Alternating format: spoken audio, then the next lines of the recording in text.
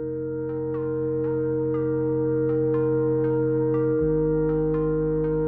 feel your back stretching, your legs up, you get a different perspective on the world and then come back round.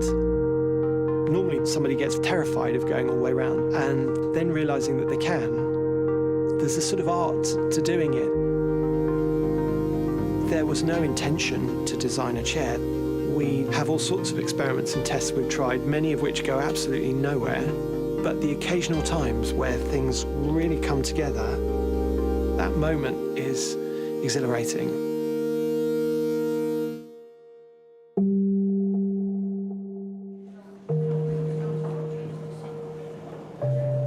With this project, there was an idea, a proposition. Was there a geometry you could make that was rotationally symmetrical, that you could sit on and be comfortable in? Because if you could, you would be breaking down the typical seat, back, arm, front legs, back legs, which are all the ingredients you're used to seeing. The studio has at its heart a workshop, so the environment we work in has lots of examples of materials and techniques, forms and textures, and sort of experiential qualities of materials. We try and test from multiple viewpoints, and often that means we then have to shift and readapt. So you'll then distill it back to the essence of that idea.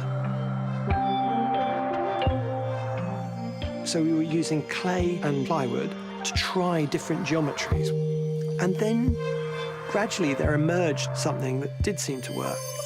We approached Magis. We sent some images of our prototype. They responded immediately. They have really good vision to be able to spot when something will work.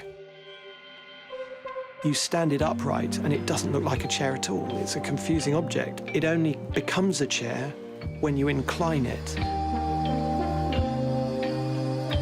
The detailing that we put into the surface, a bit like a vinyl record, has those fine ridges, because that then meant you wouldn't slide out of it, but it also meant you get all these lines of light catching.